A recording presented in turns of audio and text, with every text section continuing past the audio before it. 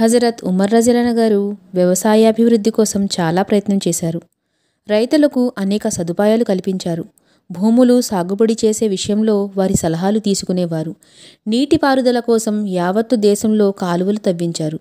పెద్ద పెద్ద నదుల నుండి కాలువలు తవ్వించి సుదూర ప్రాంతాలకు సైతం నీరందే ఏర్పాటు చేశారు.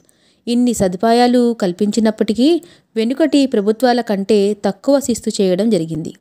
ఈ కారణంగానే వ్యవసాయదారులు ఇస్లామీయ ప్రభుత్వానికి నిజమైన శ్రేయోభిలాషులయ్యారు.